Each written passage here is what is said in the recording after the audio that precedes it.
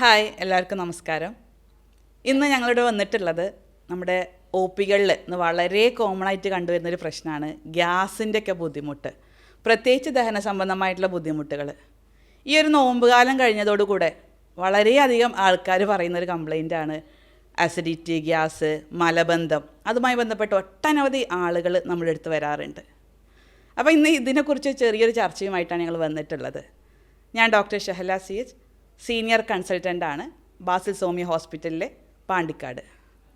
ഞാൻ doctor Shreya S Madhavan, senior consultant, doctor Basil Soumya hospital Pandikkad.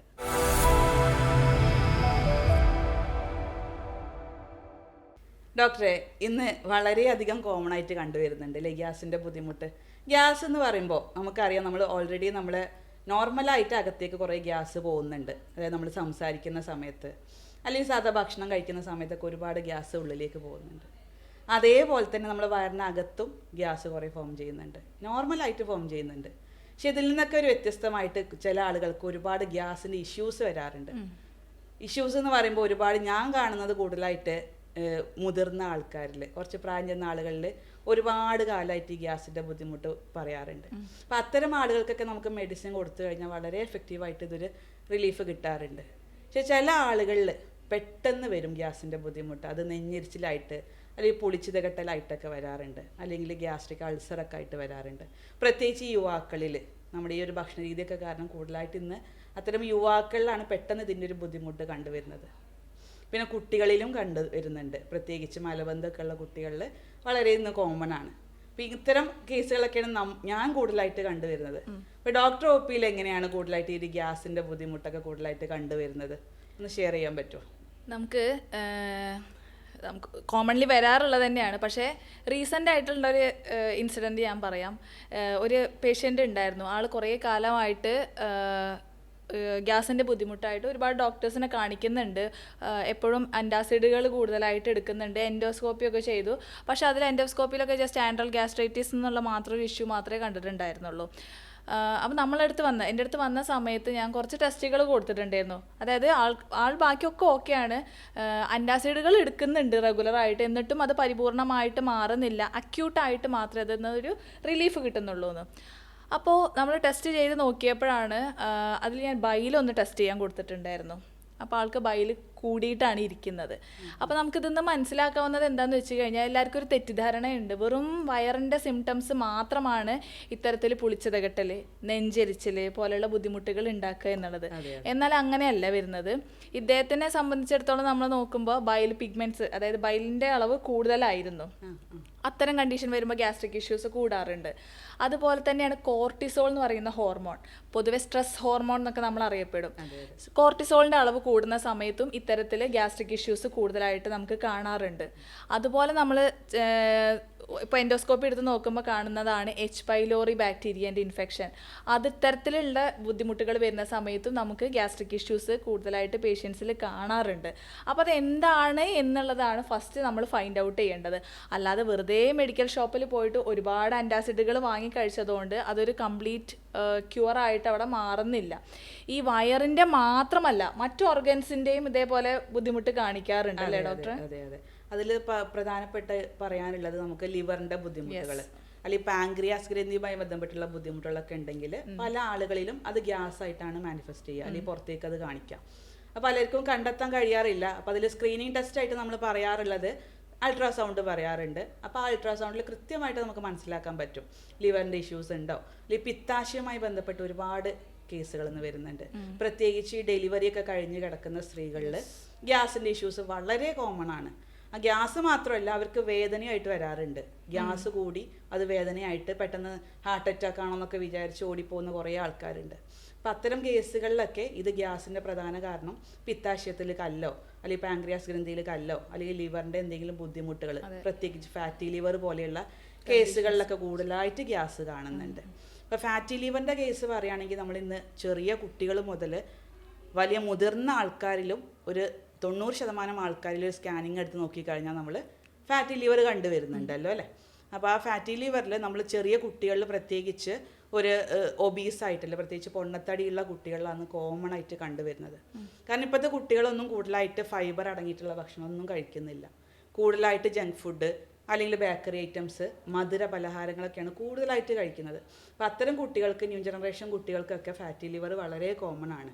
അതൊന്ന് ഡയറ്റിൽ മോഡിഫിക്കേഷൻ വരുത്തി കഴിഞ്ഞാൽ, അല്ലെങ്കിൽ അവരുടെ വെയിറ്റ് ഒക്കെ കുറയ്ക്കാനുള്ള ഒരു കുറച്ച് മെഷേഴ്സ് എടുത്തു കഴിഞ്ഞാൽ വളരെ ഈസി ആയിട്ട് നമുക്ക് ഫാറ്റി ലിവറിൽ കുട്ടികളിൽ കുറച്ച് കൊണ്ടുവരാൻ പറ്റും. അതേപോലെ തന്നെയാണ് ഡോക്ടറെ മുതിർന്ന ആൾക്കാരിൽ അവർക്ക് ഉണ്ടാവുന്ന ഈ പൊണ്ണത്തടി പലപ്പോഴും എങ്ങനെയാണ് ഗ്യാസ് സംബന്ധമായി എല്ലാവരും വെയിറ്റ് കുറയ്ക്കാൻ നോക്കും, പക്ഷെ അതിനെ അസോസിയേറ്റ് ചെയ്തിട്ട് അവർക്ക് ഗ്യാസ്ട്രിക് ബുദ്ധിമുട്ടുണ്ടാകുമ്പോൾ അവർ തെറ്റിദ്ധരിക്കുന്നത് അവരുടെ ഡയറ്റിൽ ഉണ്ടാകുന്ന ചേഞ്ചസ് ആണ് എന്നുള്ളതാണ്. പക്ഷെ അത് മാത്രമല്ല, അവരുടെ ഈ വയറിലുള്ള ഫാറ്റ് കാരണം വയറ് വീർക്കുന്ന സാഹചര്യം ഉണ്ടാകുമ്പോൾ ഇത് പോയിട്ട് ഡയഫ്രത്തിൽ ഇറിറ്റേഷൻ കാര്യങ്ങൾ ഉണ്ടാക്കുന്ന ഒരു സാഹചര്യം ഉണ്ടാവുന്നുണ്ട്.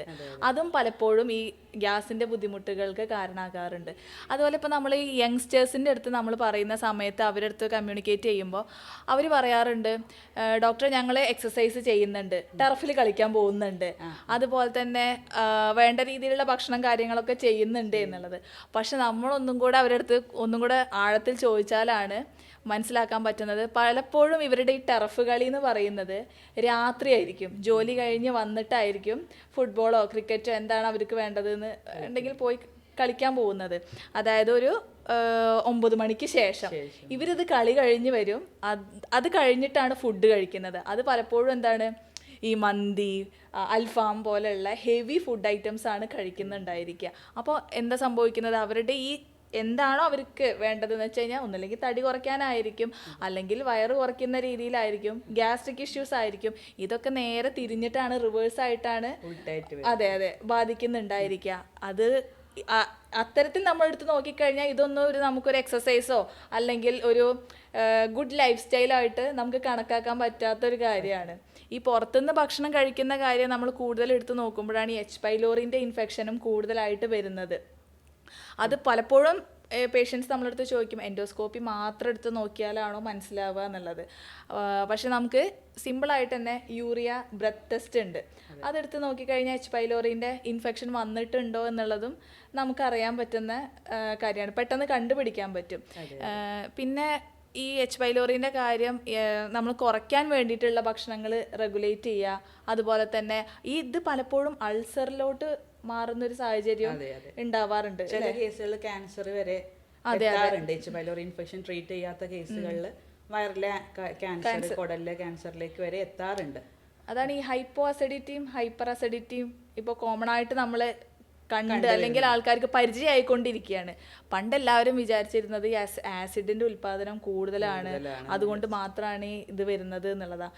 എന്നാൽ ഇന്ന് നമ്മൾ പല പഠനങ്ങളും പറയുന്നത് ആസിഡിന്റെ ഉൽപാദനം കുറയുന്നത് കാരണം സെയിം സിംറ്റംസ് തന്നെയാണ് കാണിക്കുന്നത്. അതാണ് ഈ ഹൈപ്പർ അസിഡിറ്റി കണ്ടീഷൻ വരുന്നത്. ഈ H. പൈലോറിന്റെ ഇൻഫെക്ഷൻ പലപ്പോഴും ആസിഡിന്റെ അളവ് കുറയ്ക്കുകയും, അതായത് H. പൈലോറിക്ക് ആ വയറിൽ സേഫായിട്ട് നിൽക്കണം. അപ്പൊ അതിന് വേണ്ടിയിട്ട് ആസിഡിന്റെ ഉൽപാദനം കുറച്ച് കൊണ്ടുവരും. അതിനെ തുടർന്ന് അവർക്ക് ഗ്യാസ്ട്രിക് ഇഷ്യൂസ് കൂടുതലായിട്ട് കാണാറുണ്ട്. അതിനാണ് നമ്മൾ ഈ ആപ്പിൾ സിഡർ വിനാഗിരി കഴിക്കാൻ വേണ്ടിയിട്ട് പറയുന്നത്. അതിനാണ് 1 ടീസ്പൂൺ 1 ഗ്ലാസ് വെള്ളത്തിലെടുത്ത് കഴിച്ചു കഴിഞ്ഞാൽ ഈ H. പൈലോറിന്റെ ഇൻഫെക്ഷൻ ഒന്ന് കുറയ്ക്കുകയും ഗ്യാസ്ട്രിക് ബുദ്ധിമുട്ടുകൾ ഒന്ന് കമ്പാരിറ്റീവ്ലി കുറയ്ക്കാൻ വേണ്ടിയിട്ടും നമുക്കത് ഹെൽപ്ഫുൾ ആവാറുണ്ട് പൊതുവെ. അതെ, ഇതേപോലത്തെ ഒരു കേസുകളാണ് നമ്മൾ കൂടുതലായിട്ട് കണ്ടുവരുന്നത്, റിഫ്ലക്സ് ഡിസീസുകൾ. അതായത് അസിഡിറ്റി കൂടുതലായി കഴിഞ്ഞാൽ നമ്മൾ കൂടുതലായിട്ട് നമ്മൾ വയറിൽ നിന്ന് നെഞ്ചിലോട്ട് റിഫ്ലക്സ് വരും, ഗ്യാസിൻ്റെ ബുദ്ധിമുട്ട് അല്ലെങ്കിൽ അസിഡിറ്റി ബുദ്ധിമുട്ട്. അതൊന്നും വളരെ കോമൺ ആണ്. പ്രത്യേകിച്ച് യുവാക്കളിലൊക്കെ ഏത് ഭക്ഷണം കഴിച്ചാലും അതിൻ്റെ ഒരു പുളിച്ചുതകട്ടൽ വരിക, നെഞ്ചരിച്ചിൽ വരിക. പ്രത്യേകിച്ച് ഈ ഫാസ്റ്റ് ഫുഡ് സംസ്കാരം കൊണ്ടാണ് വരുന്നത്. കാരണം ലേറ്റ് ആയിട്ട് ഭക്ഷണം കഴിക്കുക, പിന്നെ നേരെ പോയി കിടന്നുറങ്ങായിരിക്കും. ഒരു 10-11 മണിക്ക് ഭക്ഷണം കഴിച്ച് നേരെ പോയി കിടന്നുറങ്ങും. അത് കാരണം ഈ റിഫ്ലക്സ് കൂടുതലായിട്ട് അവർക്ക് മുകളിലോട്ട് വരാറുണ്ട്. അതുകൊണ്ട് തന്നെ ഈ ഒരു ഏജ് ഗ്രൂപ്പിൽ നിന്ന് വളരെയധികം റിഫ്ലക്സ് ഡിസീസുകൾ കൂടുതലാണ്. അതുപോലെ തന്നെ നമുക്കറിയാം, നമ്മുടെ ഈ ഒരു കാലത്ത് നമുക്ക് എല്ലാവർക്കും അടിവയർ കൂടുതലാണ് അല്ലേ. കൂടുതലായിട്ട് കൊഴുപ്പ് കെട്ടിക്കിടക്കുന്നതൊക്കെ എല്ലാവരിലും അടിവയറ്റിലാണ്. പ്രത്യേകിച്ച് മുകളിലോട്ട് സ്ലിം ആയിരിക്കും ആൾക്കാർ, പക്ഷെ എപ്പോഴും വയറ് കഴിഞ്ഞാൽ കുറച്ച് കൊടവയറ് അല്ലെങ്കിൽ കൊഴുപ്പൊക്കെ അടിഞ്ഞുകൂടി കിടക്കാറുണ്ട്. അപ്പം നമ്മുടെ പ്രത്യേകിച്ച് നമ്മളെ ലിവർ, അതുപോലെ തന്നെ മേജറായിട്ടുള്ള കുറച്ച് അവയവങ്ങൾക്ക് ചുറ്റൊക്കെ കൂടുതലായിട്ട് ഈ കൊഴുപ്പ് അടിഞ്ഞു കഴിഞ്ഞാൽ നമുക്ക് കൂടുതലായിട്ട് എന്ത് പറ്റും, അവിടെ ഷുഗറൊക്കെ കൂടുതലായിട്ട് അബ്സോർപ്ഷൻ നടക്കാത്തൊരു സ്ഥിതി വരും. അതായത് ശരീരത്തിലേക്ക് എത്തുന്ന അമിതമായിട്ടുള്ള എനർജി കൂടുതലായിട്ട് ഉപയോഗിക്കാൻ പറ്റാത്തൊരവസ്ഥ വരികയും അതുവഴി പല അസുഖങ്ങളും ഉണ്ടാവുകയും ചെയ്യും. പ്രത്യേകിച്ച് കൊളസ്ട്രോള്, ഷുഗർ, ഫാറ്റി ലിവർ പോലെയുള്ള ഒരുപാട് അസുഖങ്ങൾ ഈ വയറ്റിലടിയുന്ന കൊഴുപ്പ് കാരണം വരാറുണ്ട്. അതുതന്നെയാണ് പ്രത്യേകിച്ച് സ്ത്രീകളിലൊക്കെ അടിവയറ്റിലെ കൊഴുപ്പുള്ള ആളുകൾക്ക് കൂടുതലായിട്ട് ഫാറ്റി ലിവർ കണ്ടുവരുന്നത്. അപ്പോൾ ഈ അടിവയറ്റിലെ കൊഴുപ്പ് കുറക്കാൻ നമ്മൾ എന്ത് ചെയ്യണം? ആ ഫാറ്റ് ബേൺ ചെയ്യണം. അതായത് ആ കൊഴുപ്പ് കുറക്കാനുള്ള രീതിക്കുള്ള ഡയറ്റ് മോഡിഫിക്കേഷൻസ് അല്ലെങ്കിൽ എക്സസൈസുകൾ നമ്മൾ ചെയ്യണം. പൊതുവേ നമ്മൾ വെയിറ്റ് കുറക്കാൻ നോക്കും. വെയിറ്റ് കുറക്കുമ്പോൾ നമ്മൾ അടിവയറ്റിലെ കൊഴുപ്പ് പലപ്പോഴും കുറയാറില്ല. അപ്പോൾ ഈ അടിവയറ്റിലെ കൊഴുപ്പും കൂടെ കുറഞ്ഞാൽ മാത്രമേ നമുക്ക് ഇത്തരത്തിലുള്ള ഒരു ഡിസീസുകളിൽ നിന്നൊക്കെ, പ്രത്യേകിച്ച് ഫാറ്റി ലിവർ, കൊളസ്ട്രോൾ പോലെയുള്ള അസുഖങ്ങളിൽ നിന്നൊക്കെ ഒന്ന് ഒരു റിലീഫ്, പ്രത്യേകിച്ച് പെർമനൻ്റ് ആയിട്ടൊരു റിലീഫ് കിട്ടുള്ളൂ. വെയിറ്റ് കുറയൽ മാത്രമല്ല അതിൽ ഉദ്ദേശം, ഇതും കൂടെ കൊഴുപ്പും കൂടെ കുറയ്ക്കാന്നുള്ളൊരു ഉദ്ദേശം കൂടെ അതിൽ വരുന്നുണ്ട്. ഡോക്ടർ, ഇപ്പോൾ ആസിഡ് റിഫ്ലക്സിന്റെ കാര്യം പറഞ്ഞപ്പോഴാണ് നമുക്ക് പൊതുവെ പേഷ്യൻസ് എല്ലാവരും വന്ന് പറയുക നമ്മളത് ഗ്യാസ്ട്രൈറ്റിസ് ആണെന്നാ. ഇതിൽ കുറേ വേരിഫിക്കേഷൻസ്, അതായത് കുറേ ഡിഫറൻസ് ഉണ്ട് എന്നുള്ളത് പലർക്കും അറിയില്ല. അതായത് ആസിഡ് റിഫ്ലക്സ്, GERD പോലുള്ള പല പല കണ്ടീഷൻസ് ഇത് തന്നെ ഉണ്ട്. ഇവർ ഇത്തരത്തിൽ ശ്രദ്ധിക്കേണ്ട ഒരു കാര്യം എന്താണെന്ന് വെച്ച് കഴിഞ്ഞാൽ, അല്ലെങ്കിൽ നമുക്ക് എങ്ങനെ അത് മാനേജ് ചെയ്യാം എന്നുള്ളത് വെച്ച് കഴിഞ്ഞാൽ, ഭക്ഷണം കഴിച്ച ഉടനെ പോയിട്ട് കിടക്കാതിരിക്കുക എന്നുള്ളത് അതിൽ മെയിനായിട്ട് ചെയ്യേണ്ടത്. ഒരു 2 മണിക്കൂർ കഴിഞ്ഞതിന് ശേഷം മാത്രം ഭക്ഷണം കഴിച്ച ഉടനെ കിടക്കാതിരിക്കുക.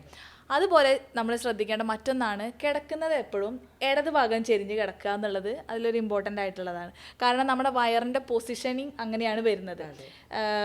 റൈറ്റ് സൈഡിലേക്ക് ആവുമ്പോൾ വയറിൽ നിന്ന് ചെറുകുടലിലേക്കുള്ള ഓപ്പണിങ്ങും അന്നനാളത്തിലോട്ടുള്ള ഓപ്പണിങ്ങും ഒക്കെ തുറക്കുന്ന ഒരു സാഹചര്യം ഉണ്ടാവും. ഈ ഫുഡ് ഐറ്റംസ് മറ്റുള്ള ഈ ഓപ്പണിങ്ങിൻ്റെ വാൽവിൻ്റെ അവിടെ പോയിട്ട് ഇറിറ്റേഷൻ ഉണ്ടാക്കുകയും അത് ബുദ്ധിമുട്ടാവാനുള്ള ചാൻസ് ഉണ്ട്. അപ്പോൾ ആസിഡ് റിഫ്ലക്സ് ഉള്ള ആൾക്കാർ എപ്പോഴും ഇടതുഭാഗം ചെരിഞ്ഞ് കിടക്കുന്നതാണ് കുറച്ചും കൂടെ നല്ലത്. പിന്നെ അതുപോലെ തന്നെ ഹയാറ്റസ് ഹെർണിയ പോലുള്ള കണ്ടീഷൻ ഉള്ള ആൾക്കാർക്ക് കിടക്കുന്ന സമയത്ത് ഒന്ന് ഇൻക്ലൈൻഡ് ആയിട്ട്, നമ്മൾ ഇപ്പോൾ ഇങ്ങനെയാണ് കിടക്കുന്നത് എന്നുണ്ടെങ്കിൽ ഒന്ന് തലഭാഗം പൊക്കി വെച്ച് കിടക്കുന്നതും ഈ വാൽവിൻ്റെ അവിടെ ഉള്ള ഇറിറ്റേഷൻ കുറയ്ക്കാൻ വേണ്ടിയിട്ട് ഹെൽപ്ഫുള്ളാണ്. ഡോക്ടർ ഇപ്പോൾ പറഞ്ഞപ്പോൾ അതിൻ്റെ കൂടെ ആഡ് ചെയ്തു എന്നുള്ളത്. ഹയാറ്റസ് ഹെർണിയ എന്ന് വളരെ കോമൺ ആയിട്ട് കണ്ടുവരുന്നുണ്ട്. എൻഡോസ്കോപ്പി ഒക്കെ എടുത്ത് വരുന്ന പേഷ്യൻസിൽ ഒരു റിപ്പോർട്ട്സിലൊക്കെ ഹയാറ്റസ് ഹെർണിയ വളരെ കോമൺ ആണ്. പക്ഷെ അതൊക്കെ ഒരു തുടക്കം സ്റ്റേജിലാണെങ്കിൽ നമുക്ക് വളരെ മെഡിസിനിലൂടെ തന്നെ വളരെ എഫക്റ്റീവായിട്ട് മാനേജ് ചെയ്യാൻ പറ്റും. പക്ഷേ കുറേ കാലമായിട്ട് അതിൻ്റെ ബുദ്ധിമുട്ടുകൾ വളരെ കൂടുതലായിട്ട് സിവിയറായിട്ട് കണ്ടുവരുന്ന കേസുകളിൽ ചിലപ്പോൾ സർജറിയിലേക്കൊക്കെ പോവേണ്ടി വരും. പക്ഷേ തുടക്കത്തിലെ അത്തരം ബുദ്ധിമുട്ടുകളൊക്കെ നമുക്ക് കണ്ടെത്തണം എന്നുണ്ടെങ്കിൽ എൻഡോസ്കോപ്പി എടുക്കേണ്ടി വരും. എല്ലാ കേസിലും എൻഡോസ്കോപ്പി ഒന്നും എടുക്കേണ്ടി വരില്ല. പക്ഷേ ചുരുക്കം ചില കേസുകളൊക്കെ കൃത്യമായിട്ട് നമുക്ക് അതിൻ്റെ രോഗനിർണയം നടത്തണം എന്നുണ്ടെങ്കിൽ എൻഡോസ്കോപ്പി ആവശ്യമായി വന്നേക്കാം. ശരി, സ്ക്രീനിങ് ടെസ്റ്റായിട്ട് നമ്മൾ പലപ്പോഴും പറയാറുള്ളത് അൾട്രാസൗണ്ട് തന്നെയാണ്.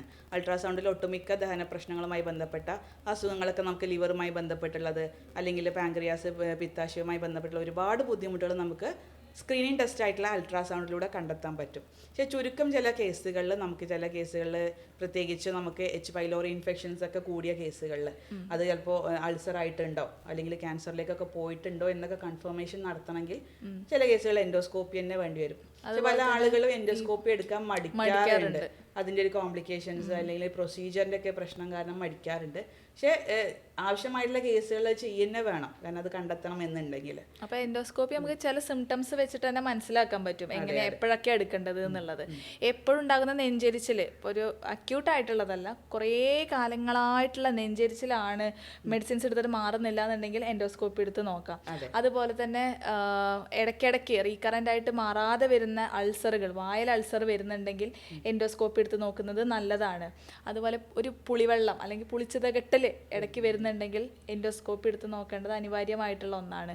പിന്നെ മറ്റൊന്ന് നമ്മളെപ്പോഴാണ് നോക്കേണ്ടതെന്ന് വെച്ചാൽ, നമുക്ക് ഈ കൺസ്ട്രക്ഷൻ തോന്നും, ഭക്ഷണം ഇറക്കാനൊരു ബുദ്ധിമുട്ടുണ്ടാവുന്ന സാഹചര്യം. ചിലർക്ക് കഴിക്കണമെന്നുണ്ടായിരിക്കും, പക്ഷേ ഇറക്കാൻ അവർക്ക് എപ്പോഴും ഒരു ബുദ്ധിമുട്ടുണ്ടായിരിക്കും. അത്തരം സാഹചര്യങ്ങളിൽ എൻഡോസ്കോപ്പി എടുത്ത് നോക്കുന്നത് കുറച്ചുകൂടെ നല്ലതായിരിക്കും. എന്തെങ്കിലും കൺസ്ട്രക്ഷൻ ആയിട്ട് വരുന്നുണ്ടോ അല്ലെങ്കിൽ വേറെ എന്തെങ്കിലും ത്രോട്ടിലുള്ള പല പ്രശ്നങ്ങളും ഇതേപോലെ ഇഷ്യൂസ് ഉണ്ടാക്കാറുണ്ടല്ലോ.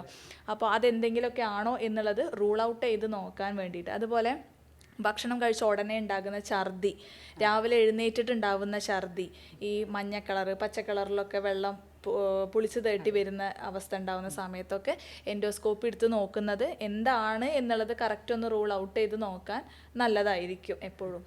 അതുപോലെ തന്നെ നമ്മളിപ്പോൾ യുവാക്കളിൽ വളരെ കോമൺ ആയിട്ട് കണ്ടുവരുന്ന ഒന്നാണ് വായിൽ നമുക്കറിയാം ആ കാൻഡിഡ ഇൻഫെക്ഷൻസ്, ഒരു വെള്ള കളറിൽ പൂപ്പൽ വരും. അത് പലപ്പോഴും ചിലപ്പോൾ മൗത്ത് ക്യാൻസറിലേക്ക്, വായിലെ ക്യാൻസറിലേക്കൊക്കെ പോവാറുണ്ട്. അപ്പോൾ ഈ പൂപ്പൽ ബാധയൊക്കെ നമ്മൾ തുടക്കത്തിലേ കണ്ടെത്തി അതിനനുസരിച്ച് ഒരു ലക്ഷണങ്ങളൊക്കെ നോക്കി ട്രീറ്റ്മെൻറ്റ് കൊടുക്കുകയാണെങ്കിൽ നമുക്ക് വളരെ സിമ്പിളായിട്ട് അത് മാനേജ് ചെയ്ത് കൊണ്ടുപോകാൻ പറ്റും. പ്രത്യേകിച്ച് സ്മോക്ക് ചെയ്യുന്ന യുവാക്കളിൽ, സ്മോക്കിംഗ് കൂടുതലുള്ളത്, അതുപോലെ കൂടുതലായിട്ട് എരിവുള്ള ഭക്ഷണങ്ങളൊക്കെ കഴിക്കുന്ന, സ്ഥിരമായിട്ട് ഭയങ്കര എരിവും മസാലയൊക്കെ ഉള്ള ഭക്ഷണങ്ങൾ കഴിക്കുന്ന ആളുകൾ പലപ്പോഴും നമ്മുടെ കവിളിൻ്റെ ഭാഗത്ത് അല്ലെങ്കിൽ നാവിൻ്റെ അഗ്രഭാഗത്തൊക്കെ പലപ്പോഴും വൈറ്റ് കളറിൽ പാച്ചസ് കാണാറുണ്ട്. പലപ്പോഴും ആരും മൈൻഡ് ചെയ്യാറില്ല. വായിലുള്ള അത് പലപ്പോഴും ആൾക്കാർ മൈൻഡ് ചെയ്യാറില്ല. പിന്നെ കുറേ കാലം കൊണ്ട് നടന്ന് പിന്നെ ലാസ്റ്റ് നമ്മൾ എന്തെങ്കിലും ടെസ്റ്റുകളൊക്കെ പറയുമ്പോഴായിരിക്കും ചിലപ്പോൾ അത് കൂടുതൽ നമുക്ക് കയ്യിൽ കിട്ടാൻ പറ്റാത്തൊരു സ്റ്റേജിലേക്കൊക്കെ എത്തിയിട്ടുണ്ടാവും. അപ്പോൾ പലപ്പോഴും വായ്പുണ്ണാണെന്ന് വിചാരിച്ചിട്ട് പലരും അത് മൈൻഡ് ചെയ്യില്ല. അപ്പോൾ എല്ലാ വായ്പുണ്ണുകളും നമുക്ക് പലപ്പോഴും അത് സിമ്പിളായിട്ട് മാനേജ് ചെയ്ത് കൊള്ളണമെന്നില്ല. പലപ്പോഴും പല കേസിൽ ഇത് കോംപ്ലിക്കേഷൻസിലേക്കും പോവാറുണ്ട്. അതുകൊണ്ട് നമ്മളെല്ലാവരും അതിനെക്കുറിച്ചൊരു അവയർനെസ് നമുക്ക് ഉണ്ടായിരിക്കണം. വായ്പുണ്ണ് വന്നു കഴിഞ്ഞാൽ, പ്രത്യേകിച്ച് നിരന്തരം വായ്പുണ്ണ് വരുന്ന ആളുകളിൽ അത് ഉണങ്ങാതെ കുറേ കാലം നിൽക്കുകയാണ്, ഒരു ചുവപ്പ് കളറിലൊക്കെ നിൽക്കുന്നുണ്ട്, തീരെ ഉണക്കം വരുന്നില്ല എന്നെങ്കിലൊക്കെ നമ്മൾ പ്രത്യേകിച്ച് നമ്മൾ ശ്രദ്ധ കൊടുക്കണം. പല ആളുകളിലും അത് നമ്മൾ ഒപ്പിയിൽ കാണുന്നുണ്ട്. പല ടെസ്റ്റൊക്കെ ബയോപ്സിയൊക്കെ ചെയ്ത് വരുമ്പോൾ പോസിറ്റീവായിട്ട് കാണാറുണ്ട്. വായ്പുണ്ണ് സിമ്പിളായിട്ട് നമ്മൾ കാണാൻ പറ്റില്ല. പല വായ്പുണ്ണുകളും ഇത്തരത്തിലുള്ള സ്റ്റേജിലേക്ക് എത്താറുമുണ്ട്. അത് ഈ ഗ്യാസ്ട്രിക് ഇഷ്യൂസ് ഉള്ള പേഷ്യൻസ് പലപ്പോഴും പുണ്ണായിട്ട് വരുമ്പോൾ വരാറുണ്ട്. അവർ ബാക്കിയൊക്കെ റെഗുലേറ്റ് ആയിട്ടാണ്, പക്ഷെ എപ്പോഴും പുണ്ണ് റീകറൻ്റ് ആയിട്ട് വരുന്നുണ്ടായിരിക്കും.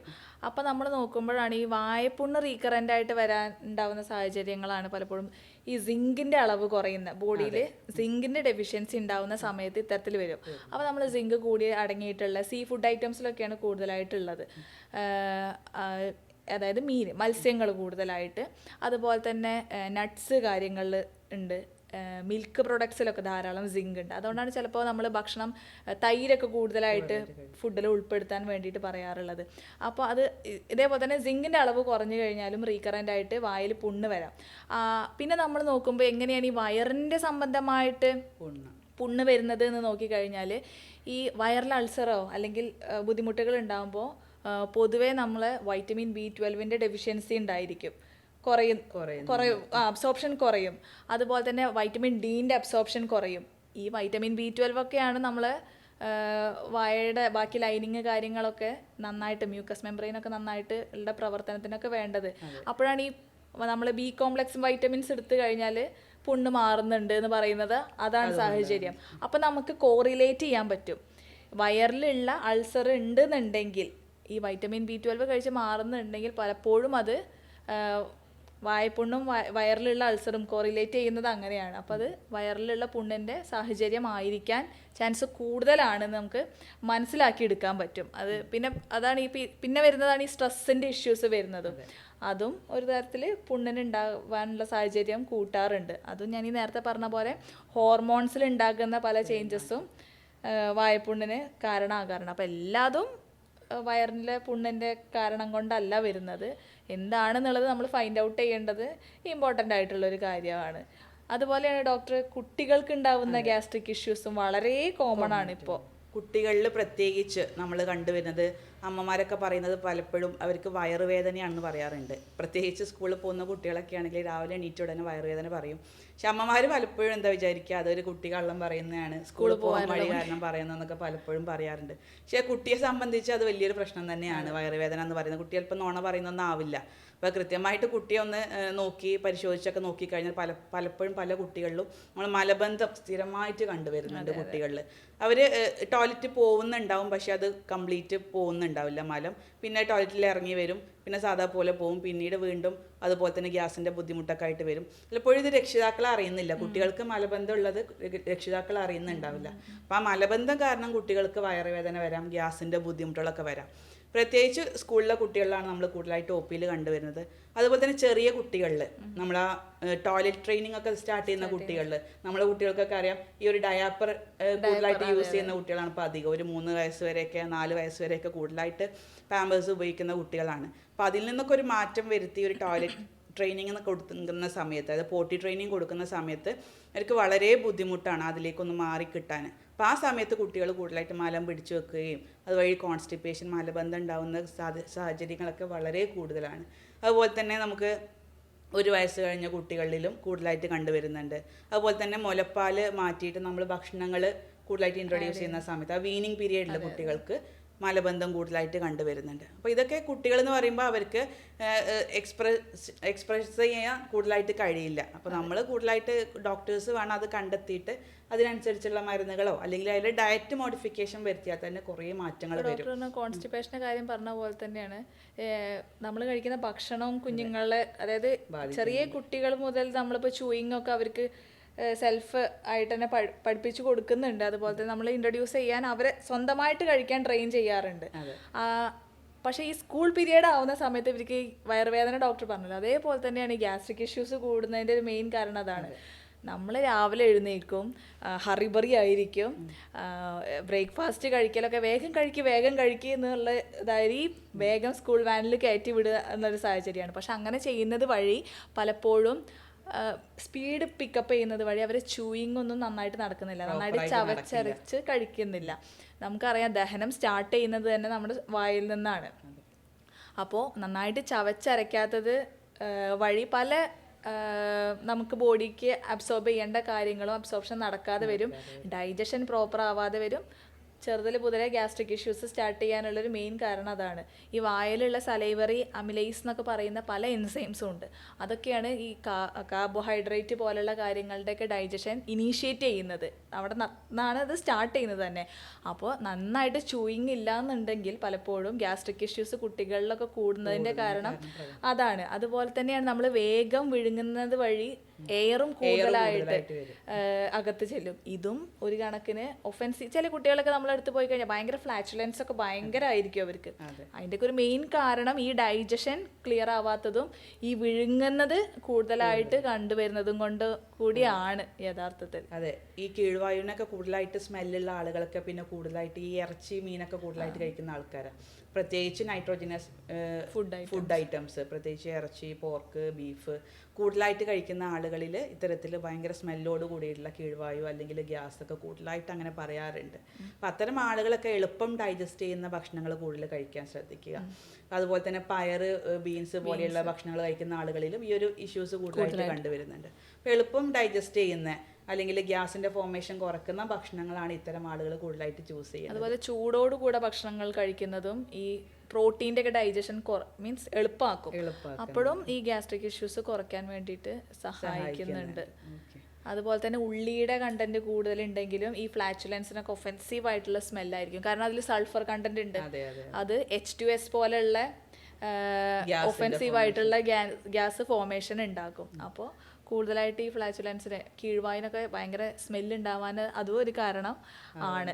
പല കുട്ടികളും പിന്നെ ബ്രേക്ക്ഫാസ്റ്റേ കഴിക്കാത്ത കുട്ടികൾ, ഇപ്പോഴത്തെ കുട്ടികൾ ബ്രേക്ക്ഫാസ്റ്റ് കഴിക്കില്ല, പിന്നെ കുറേ കഴിഞ്ഞിട്ടായിരിക്കും ഉച്ചക്കത്തെ ഭക്ഷണമൊക്കെ കഴിക്കുന്നത്. അപ്പം അത്തരം കുട്ടികളിലൊക്കെ ഭാവിയിൽ അൾസറൊക്കെ വരാനുള്ള സാധ്യത വളരെ കൂടുതലാണ്. നിരന്തരമായിട്ട് ഈ ബ്രേക്ക്ഫാസ്റ്റ് സ്കിപ്പ് ചെയ്യുന്നത്. കാരണം നമ്മളൊന്നും അതിനെ പ്രൊമോട്ട് ചെയ്യാറില്ല, പക്ഷെ പല രക്ഷിതാക്കളും അതിനെ പ്രൊമോട്ട് ചെയ്യുന്ന ആൾക്കാരും ഉണ്ട്. ബ്രേക്ക്ഫാസ്റ്റ് കഴിച്ചില്ലെങ്കിലും പ്രശ്നമൊന്നുമില്ല, ബാക്കിയുള്ളതൊക്കെ കൃത്യമായിട്ട് കഴിക്കുന്നുണ്ടല്ലോ. പക്ഷെ നമ്മളങ്ങനെയല്ല, ബ്രേക്ക്ഫാസ്റ്റ് ബാക്കി ഒന്നും കഴിച്ചില്ലെങ്കിലും പ്രശ്നമില്ല, ബ്രേക്ക്ഫാസ്റ്റ് സ്കിപ്പ് ചെയ്യരുതെന്ന് പറയാറുണ്ട്. അതിൻ്റെ പ്രധാന കാരണം തന്നെയാണ്. കാരണം ഒരുപാട് ലോങ് ടേമിന് നമ്മുടെ ദഹന വ്യവസ്ഥ പ്രവർത്തിക്കാതെ അല്ലെങ്കിൽ ആസിഡിൻ്റെ പ്രവർത്തനം നടന്നിട്ടില്ലെങ്കിൽ കൂടുതലായിട്ട് നമ്മുടെ മ്യൂക്കസ് മെംബ്രെയിനിലൊക്കെ അൾസർ വരാനുള്ള സാധ്യതയുണ്ട്. അപ്പോൾ കുട്ടികൾക്കൊക്കെ പ്രത്യേകിച്ച് സമയത്ത് ഭക്ഷണം കഴിക്കുക. ഇനി വൈകി ഉറങ്ങിയാലോ അല്ലെങ്കിൽ വൈകി എണീറ്റാലോ ഒന്നും കുഴപ്പമില്ല, ഉള്ള ഭക്ഷണം കൊടുക്കുന്നത് സമയത്ത് തന്നെ കൊടുക്കാൻ ശ്രദ്ധിക്കുക. നല്ല ഭക്ഷണങ്ങൾ, പ്രത്യേകിച്ച് ഫ്രൂട്ട്സുകൾ, വെജിറ്റബിൾസ് ഒക്കെ കൂടുതലായിട്ട് കുട്ടികളുടെ ഡയറ്റിൽ ഇൻക്ലൂഡ് ചെയ്യാനും കൂടെ ശ്രദ്ധിക്കുക. എല്ലാ കുട്ടികൾ കഴിക്കുന്ന എല്ലാ ഭക്ഷണത്തിലും ഇപ്പം മൈദ, ബേക്കറി, പഞ്ചസാര, ഷുഗർ കണ്ടൻ്റാണ് കൂടുതൽ. അവർക്ക് ഫൈബർ കണ്ടൻ്റുള്ള ഭക്ഷണങ്ങളേ ഇപ്പോൾ കിട്ടുന്നില്ല. അപ്പം അത്തരം പാരൻസ് ശ്രദ്ധിക്കേണ്ടത് ഫൈബർ കണ്ടൻ്റ് ഉള്ള ഫ്രൂട്ട്സുകൾ, വെജിറ്റബിൾസ് ഒക്കെ കൂടുതലായിട്ട് അവരുടെ ഭക്ഷണത്തിൽ ഉൾപ്പെടുത്തുക. എങ്കിൽ ഒരുപാട് അസുഖങ്ങൾ ഇത്തരം കുട്ടികൾക്ക് വരാതിരിക്കാൻ നമുക്ക് ശ്രദ്ധിക്കാൻ പറ്റും. അതുപോലെ മലബന്ധം ക്ലിയർ ആക്കാൻ പറ്റും. അതുപോലെ കൃമിശല്യം ഒഴിവാക്കാൻ പറ്റും. അങ്ങനെ ചെറിയ ചെറിയ കാരണങ്ങൾ ഒഴിവാക്കിയാൽ തന്നെ ഇത്തരം കുട്ടികളിലുള്ള പ്രശ്നങ്ങളൊക്കെ ഒരുവിധം 90% നമുക്ക് മാറ്റിയെടുക്കാൻ പറ്റും. ചില കേസുകളിൽ മാത്രമേ നമുക്ക് മരുന്നിൻ്റെ ആവശ്യം വരാറുള്ളൂ. മരുന്നിൻ്റെ ആവശ്യം വരുന്ന കേസുകളിൽ നമ്മൾ മരുന്ന് കൊടുത്ത് വളരെ എഫക്റ്റീവായിട്ട് മാനേജ് ചെയ്യാറുണ്ട്. പക്ഷെ മുതിർന്ന ആൾക്കാരിലാണെങ്കിൽ നമ്മൾ കൃത്യമായിട്ട് അവരുടെ രോഗലക്ഷണങ്ങളൊക്കെ നോക്കിയിട്ട് ആവശ്യമായിട്ടുള്ള കേസുകൾ ടെസ്റ്റുകളൊക്കെ ചെയ്തിട്ട് തന്നെ വേണം അതിൻ്റെ ട്രീറ്റ്മെൻറ്റിലോട്ട് പോകാൻ. പല കേസുകളിലും നമ്മൾ പല ഡോക്ടേഴ്സും എന്താണ് സ്ക്രീൻ ടെസ്റ്റുകളൊന്നും ചെയ്യിപ്പിക്കാറില്ല.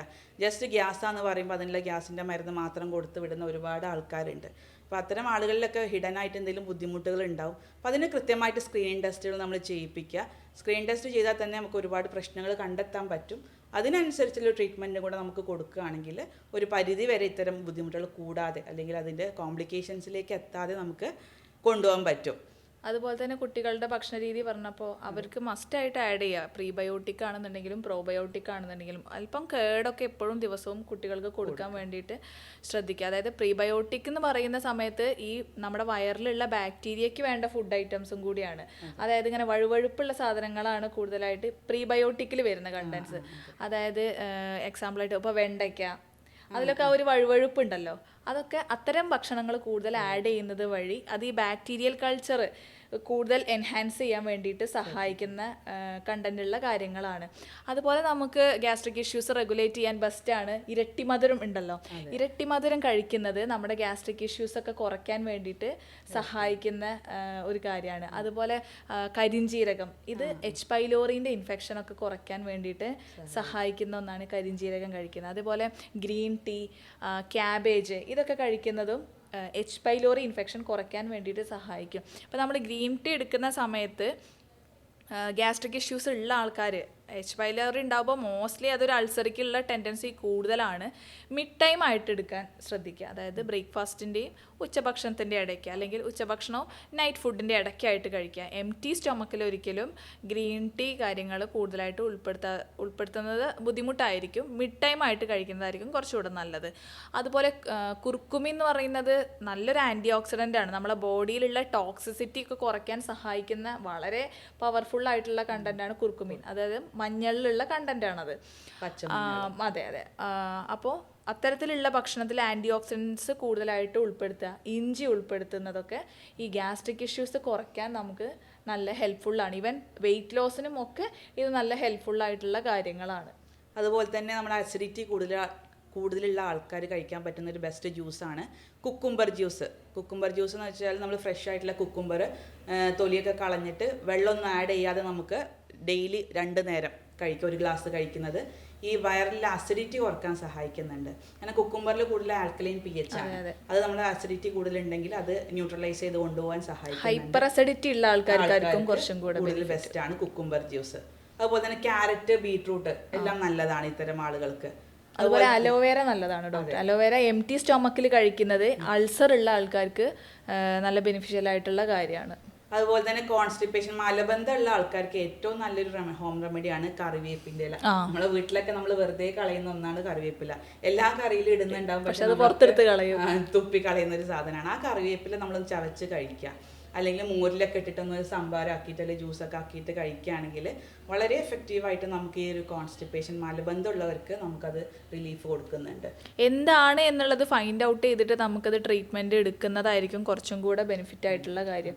നമുക്കിവിടെ ഹോസ്പിറ്റലിൽ അതിനനുസരിച്ചുള്ള ടെക്നോളജീസ് അവൈലബിൾ ആണ്. നമ്മൾ ആർട്ടിഫിഷ്യൽ ഇൻ്റലിജൻസിൻ്റെയും അതുപോലെ തന്നെ യൂറോപ്യൻ നിർമ്മിത സോഫ്റ്റ്വെയറിൻ്റെ ഒക്കെ സഹായത്തോടു കൂടിയാണ് ഡയഗ്നോസ് ചെയ്യുന്നത്. അപ്പോൾ അതിനനുസരിച്ചിട്ടുള്ള ഇൻഡിവിജ്വലൈസ്ഡ് ആയിട്ടുള്ള ഓരോ പേഷ്യൻസിനും അവരവരുടെ ശാരീരികമായിട്ടുള്ള കാര്യങ്ങളും മാനസികമായിട്ടുള്ള ബുദ്ധിമുട്ടാണെന്നുണ്ടെങ്കിൽ അതും ഫൈൻഡ് ഔട്ട് ചെയ്തിട്ടായിരിക്കും മെഡിസിൻസും കാര്യങ്ങളും ട്രീറ്റ്മെൻറ്റും മുന്നോട്ട് പോകുന്നുണ്ടായിരിക്കുക. അതെ, ഒരു ഹോളിസ്റ്റിക് അപ്രോച്ചാണ്. ഒരു ഇന്ന അസുഖത്തിന് ഇന്ന മരുന്ന് എന്നല്ല നമ്മൾ കൊടുക്കാറുള്ളത്.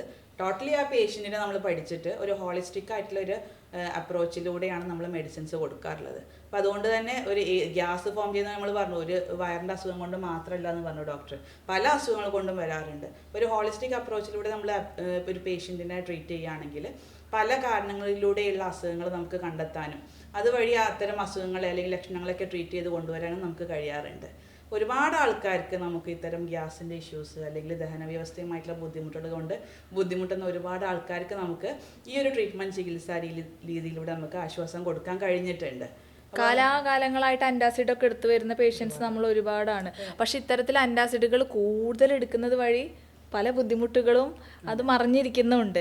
അതുപോലെ തന്നെ ഈ ആസ്പിരിൻ ഒക്കെ എടുക്കുന്ന ആൾക്കാർക്കൊക്കെ ഈ ആൻറ്റാസിഡുകൾ കൂടുതൽ കൂടെ പോകും. പലപ്പോഴും പല ഡോക്ടേഴ്സും ആ മരുന്നുകൾ ക്ലോസ് ചെയ്തിട്ടുണ്ടായിരിക്കും, പക്ഷെ അവർക്ക് സ്റ്റിൽ ഈ ഗ്യാസ്ട്രിക് ഇഷ്യൂസ് ഉണ്ടാവും. അപ്പോൾ അവരെന്ത് ചെയ്യും, ഫാർമസിയിൽ പോയിട്ട് antacids what ever it is അത് വാങ്ങി കഴിക്കും. പക്ഷേ അത് കൂടുതലായിട്ട് എടുക്കുന്നത് വഴി ഗ്യാസ്ട്രിക് ഇഷ്യൂസ് പലപ്പോഴും കൂടാനുള്ള ചാൻസും ഉണ്ട്. പിന്നെ അതൊരു ലൈഫ് ടൈം ആയിട്ട് മാറുന്ന സാഹചര്യം ഉണ്ടാവാറുണ്ട്.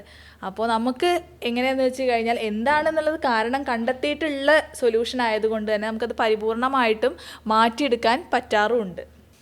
അതുപോലെ തന്നെ ഒരുപാട് ആൾക്കാർ ആൻറ്റിബയോട്ടിക്സ് കൂടുതലായിട്ട് ഉപയോഗിച്ച് വരുന്നുണ്ട്. എന്തിനും ഏതിനും പനിക്കും ജലദോഷത്തിനൊക്കെ കൂടുതലായിട്ട് ആൻറ്റിബയോട്ടിക്സ് ഉപയോഗിക്കുന്ന ആൾക്കാരിലൊക്കെ നമ്മുടെ ശരീരത്തിൽ നോർമലായിട്ട് കുറേ നല്ല ബാക്ടീരിയകളുണ്ട്. ആ ഒരു ബാക്ടീരിയ ഫ്ലോറ നശിപ്പിക്കാൻ ഈ ഒരു ആൻറ്റിബയോട്ടിക്സുകൾ കൊണ്ട് കാരണമാവുന്നുണ്ട്. അപ്പം അത്തരം ആൾക്കാരിലും ഈ ഗ്യാസ്ട്രിക് ഇഷ്യൂസ് കൂടുതലായിട്ട് കണ്ടുവരുന്നുണ്ട്. അപ്പം അനാവശ്യമായിട്ട് ഡോക്ടറുടെ പ്രിസ്ക്രിപ്ഷൻ ഇല്ലാതെ ഒരിക്കലും നിങ്ങൾ അനാവശ്യമായിട്ട് മരുന്നുകൾ കഴിക്കാതിരിക്കുക. പ്രത്യേകിച്ച് പെയിൻ കില്ലറുകൾ പോലെയുള്ള മരുന്നുകൾ അനാവശ്യമായിട്ട് തീരെ ഉപയോഗിക്കാതിരിക്കുക. അത്യാവശ്യത്തിന് മാത്രം ഡോക്ടറെ കണ്ടിട്ട് ചികിത്സ തേടുക. അത് നമ്മൾ യഥാർത്ഥ രോഗകാരണം കണ്ടെത്തി ചികിത്സിക്കുകയാണെങ്കിൽ നമുക്ക് മുഴുവനായിട്ട് ഇത്തരം ബുദ്ധിമുട്ടുകൾ മാറ്റിയെടുക്കാൻ പറ്റും. ഇത്തരം വിഷയങ്ങളാണ് നമ്മൾ കൂടുതലായിട്ട് ഇതിൽ ഡിസ്കസ് ചെയ്തിട്ടുള്ളത്. അപ്പോൾ ഇതുമായി ബന്ധപ്പെട്ടിട്ട് നിങ്ങൾക്ക് എന്തെങ്കിലും ഡൗട്ടുകൾ ഉണ്ടെന്നുണ്ടെങ്കിൽ ഞങ്ങളെ കോൺടാക്റ്റ് ചെയ്യാവുന്നതാണ്. ഞങ്ങളെ വാട്സാപ്പ് നമ്പർ ഇവിടെ കൊടുക്കുന്നുണ്ട്, നിങ്ങൾക്ക് അതിലുമായിട്ട് കമ്മ്യൂണിക്കേറ്റ് ചെയ്യാം. ഞാൻ doctor Shreya S Madhavan, senior consultant, doctor Basil's homeo hospital, Pandikkad, Malappuram ജില്ല. ഞാൻ doctor Shahala, senior consultant, doctor Basil's homeo hospital, Pandikkad.